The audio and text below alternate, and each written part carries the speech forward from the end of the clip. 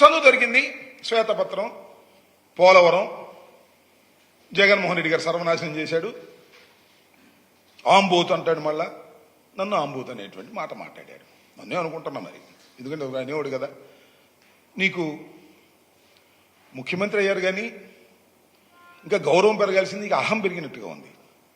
పట్టుకొని ఆంబోతు అనేటువంటి కార్యక్రమం చాలా విజువల్స్ కూడా వేశారు. నేను గత ప్రెస్ మీట్లో ఒక మాట చెప్పాను, పోలవరం ఈజ్ చాలా సంక్లిష్టమైంది, అర్థం కాదు అంత తేలిగ్గా, నాకు కూడా అర్థం కాలేదు అనేటువంటి మాట. ఎస్, దానికి ఇప్పటికీ కట్టుబడి ఉన్నాను. చంద్రబాబు నాయుడు గారు అదేసి ఆనందపడుతున్నావు, నవ్వుతున్నావు, అందుకని కామెంట్ చేస్తున్నాను నేను. అదేసి నువ్వు నవ్వుతున్నావు, అది విజువల్ వేసి రాంబాబు గారి అన్నాడని నవ్వి చూడు ఎగతాళి అయిపోయింది. ఎగతాళి కాదు, it is very very complicated project. అది అంత తేలిగ్గా అర్థం కాదు, నాకు అర్థం కాలేదు. తర్వాత అర్థం చేసుకున్నాను, అర్థం చేసుకున్న తర్వాత నిర్ణయాలు తీసుకున్నాను. I have studied a lot. 2 సంవత్సరాల కాలంలో నాకు వచ్చినటువంటి అవకాశంలో చాలా స్టడీ చేసి ఒక నిర్ణయానికి వచ్చినటువంటి వ్యక్తిని అని చెప్పడం కోసం చెప్పినటువంటి మాటని మీరు వేసుకొని ఆనందపడేటువంటి కార్యక్రమం చేస్తున్నారు. జగన్మోహన్ రెడ్డి గారిది కూడా వేసి ఇదిగో పూర్తి చేస్తా అన్నాడు, చేయలేదు, చూడండి అని నవ్వుతున్నావు. నీ పక్కనంతా కూడా నీ తాబేదారులు, నీ సమ్మతీయులు అందరూ నీకు సంబంధించిన మీడియా వాళ్ళని పెట్టుకుని వాళ్ళతో క్వశ్చన్లు ఎంచుకుని. నేను అడుగుతున్నానయ్యా, చంద్రబాబు నాయుడు గారు, మీరు 5 సంవత్సరాలు ముఖ్యమంత్రిగా ఉన్నారు. గతంలో మీరు ఏం చెప్పారు అప్పుడు? మర్చిపోయారా? ఒకసారి వేయండి అయ్యా. ఇదే శాసనసభలో జగన్మోహన్ రెడ్డి గారు అపోజిషన్ లీడర్గా ఉన్నప్పుడు దేవినేని ఉమా, మీ ఇరిగేషన్ మినిస్టర్, ఏం మాట్లాడానో దానికి సమాధానం చెప్పగలరా మీరు? ఇవాళ చెప్పండి, ఒకసారి చూడండి.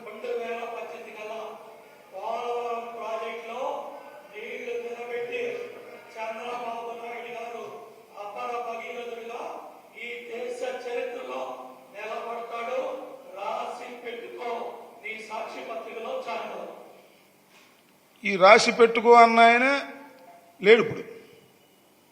ఇంకో ఆయన వచ్చాడు పక్కన, ఇరిగేషన్ మంత్రి గారు, పచ్చ చొక్కా వేసి కూర్చున్నాడు.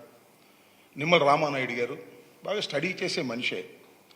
నేను శాసనసభలో కూడా చూసి ఆపోజిషన్లో ఉన్నప్పుడు ఆయన ఏం మాట్లాడలేదు. ఇవాళ ఇరిగేషన్ మంత్రి గారు ఎందుకు మాట్లాడలేదు? కారణం ఒకటే, ఆయనకి ఇంకా అర్థం కాల. అర్థం చేసుకుంటాడు. నేను చెప్పాను చాలా క్లిష్టమైంది, అర్థం కాదు అని. నీకు కూడా చాలా అర్థం కాల. ఇంకా నాకు అర్థమైంది, పెద్దవాడు అనలేను, కానీ నీకు కూడా ఇంకా అర్థం కాలేదు. ఎందుకని అర్థం కాలేదంటే 41.15 ఫస్ట్ స్టేజీ, 45.72 సెకండ్ స్టేజ్ అనే దాని మీద నిన్ను ప్రశ్నలు అడిగితే దాన్ని స్టడీ చేయాలనేటువంటి మాట మీరు మాట్లాడారు. నేను ఏమిటి ఇక్కడ చెప్పదలుచుకుంది ఏంటంటే, మీరు మమ్మల్ని పూర్తి చేయలేదు అనేటువంటి మాట మీరు మాట్లాడుతున్నారు. మరి మీరిచ్చిన మాటను ఏ విధంగా సమర్థించుకుంటారు? నెంబర్ 1. నెంబర్ 2, మొత్తం టోటల్గా చంద్రబాబు నాయుడు గారి ఇవాళ శ్వేతపత్రం మీద ఇచ్చినటువంటి ప్రజెంటేషన్ కానీ, వారు చెప్పినటువంటి ఉపన్యాసం కానీ, వారు చెప్పినటువంటి లెక్కలు కానీ ఒక్కసారి మీరు పరిశీలన చేయండి. ఆత్మవిశ్వాసం లేదు, అన్ని తప్పులు చెబుతున్నా అనేటువంటి భయం లోపలుంది. అందువల్ల అట్ట మార్చేటటువంటి చేసేటటువంటి ప్రయత్నం చేశారు. ఎప్పుడు పూర్తి చేస్తారు అంటే దానికి సమాధానం లేదు. ప్రతి సోమవారం పోలవరం అన్న చంద్రబాబు నాయుడు గారు మళ్ళా సోమవారం ఇంకా పోలవరం వెళ్ళాలని చెప్పేశాడు. ఇవాళ వీళ్ళు ఏం చేయలేను, ప్రతి సోమవారం వెళ్ళి అదేమంటే విధ్వంసం. జగన్మోహన్ రెడ్డి గారు విధ్వంసం చేసేశాడు, కాంట్రాక్టర్ మార్చేశాడు. కాంట్రాక్టర్ మార్చేయడంతో విధ్వంసం జరిగిపోయింది.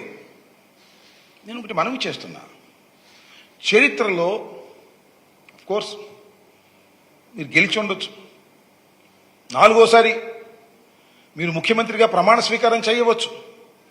వయసులో నాకన్నా జగన్మోహన్ రెడ్డి గారి కంటే జగన్మోహన్ రెడ్డి గారి తండ్రి వయసు మీద పెద్దవారు కావచ్చు. కానీ అసత్యాలు మాట్లాడితే మీరు ఎంత బలంగా గెలుచున్నా ప్రజలు నమ్ముతారని మాత్రం దయచేసి అనుకోవద్దని మనం చేస్తున్నాం. నారా చంద్రబాబు నాయుడు గారు, మీరు వాళ్ళన్నీ పచ్చి అవాస్తవాలు చెప్పేటటువంటి ప్రయత్నం చేశారు. మొత్తం విషయాన్నంతా కూడా వైఎస్ఆర్ ప్రభుత్వం మీద, మరి మాట్లాడితే ప్రభుత్వంగా జగన్మోహన్ రెడ్డి గారి మీద నెట్టేసి విధ్వంసం చేసేశారు అనేటువంటి మాట జగన్మోహన్ రెడ్డి గారు విధ్వంసం చేయబట్టే మేము మా 5 సంవత్సరాల కాలంలో కూడా మేము పూర్తి చేయలేకపోతున్నాం అనేటువంటి చేతులు పైకెత్తేటటువంటి కార్యక్రమం ఇవాళ మీకు చాలా స్పష్టంగా అర్థమై ఉంటుందని నేను భావిస్తా ఉన్నా.